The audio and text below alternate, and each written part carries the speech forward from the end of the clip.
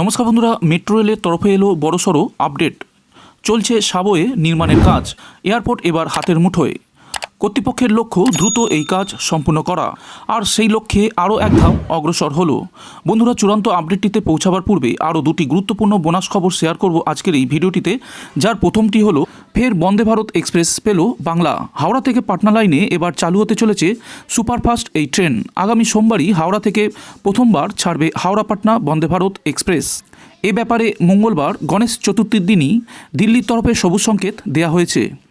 প্রধানমন্ত্রীর সচিবালয় থেকে আজই পূর্ব রেলের সদর দপ্তরে খবর পাঠানো হয়েছে এ ব্যাপারে।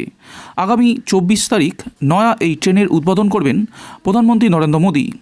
এতদিন পর্যন্ত হাওড়া থেকে নিউ জলপাইগুড়ি, হাওড়া থেকে পুরী এবং নিউ জলপাইগুড়ি থেকে গুয়াহাটি রুটে চালু ছিল এই ট্রেন। প্রধানমন্ত্রী নরেন্দ্র মোদী নিজে মে মাসে হাওড়া পুরী বন্দে ভারত এক্সপ্রেসের উদ্বোধন করেছিলেন। তারপর পুজোর আগেই বাংলা আরও দুটি বন্দে ভারত পেতে চলেছে বলে জানা গিয়েছিল, যার একটি চালু হওয়ার কথা ছিল হাওড়া পাটনা রুটে, অন্যটি হাওড়া রাঁচি রুটে। তার মধ্যে পাটনাগামী বন্দে ভারতের সূচনার কথা ঘোষণা করা হলো ইতিমধ্যেই। সোমবার প্রধানমন্ত্রীর উদ্বোধনের পরই পাটনার উদ্দেশ্যে রওনা হবে এই ট্রেন। যদিও এখনও পর্যন্ত সফরসূচি প্রকাশ করা হয়নি রেলের তরফে। কবে কবে এবং কখন এই ট্রেন ছাড়বে তা খুবই দ্রুত জানিয়ে দেওয়া হবে বলে জানানো হয়েছে পূর্ব রেলের তরফে।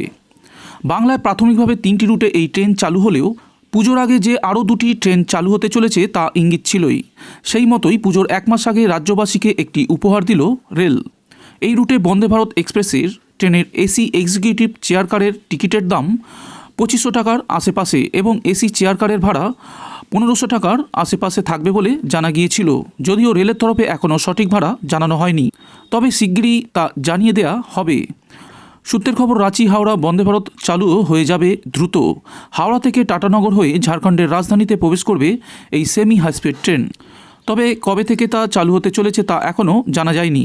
বন্ধুরা, এর পরের আপডেটটি হলো, কলকাতা মেট্রো রেলের একটি গুরুত্বপূর্ণ অঙ্গ হলো এসি।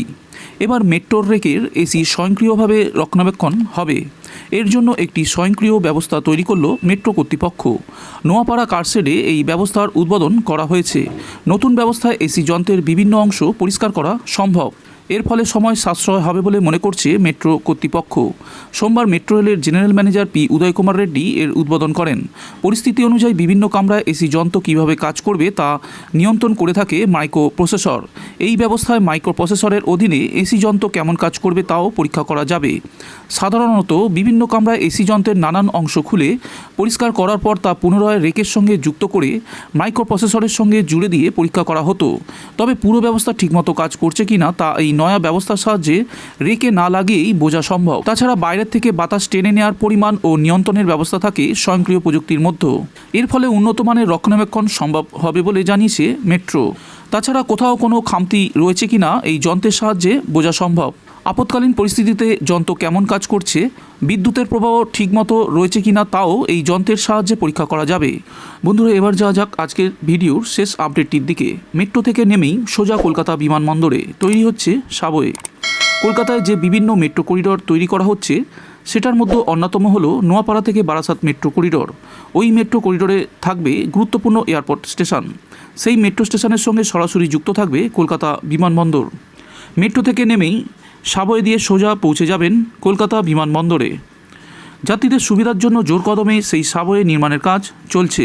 দ্রুত সেই সাবওয়ের কাজ শেষ করার লক্ষ্য নিয়েছে কলকাতা মেট্রো কর্তৃপক্ষ। আর লক্ষ্য পূরণের দিকে আরও এক ধাপ এগিয়ে গেল মেট্রো। সাবওয়ের একেবারে উপরে চূড়ান্ত স্ল্যাব ঢালাইয়ের কাজ সম্পূর্ণ হয়ে গেল। নোয়াপাড়া থেকে বারাসাত মেট্রো করিডোরের অত্যন্ত গুরুত্বপূর্ণ স্টেশন হচ্ছে জয় হিন্দ মেট্রো স্টেশন। ভূগর্ভস্থ স্টেশন হিসাবে বিমানবন্দর মেট্রো স্টেশন তৈরি করা হচ্ছে। কলকাতা বিমানবন্দরের সঙ্গে ওই মেট্রো স্টেশনকে সংযুক্ত করার জন্য একটি সাবওয়ে নির্মাণ করা হচ্ছে। কলকাতা মেট্রো কর্তৃপক্ষের তরফে জানানো হয়েছে, গত শনিবার সেই সাবওয়ের একেবারে ওপরের চূড়ান্ত স্ল্যাব ঢালাইয়ের কাজ সম্পূর্ণ হয়েছে। 20 ঘন্টা ধরে চলে সেই কাজ। প্রায় 400 স্কোয়ার মিটারের অংশ ঢালাইয়ের জন্য 425 কিউবিক মিটার কংক্রিট ব্যবহার করা হয়েছে। 36 জন শ্রমিক অপারেটর এবং 12 জন ইঞ্জিনিয়ার সেই কাজে যুক্ত ছিলেন।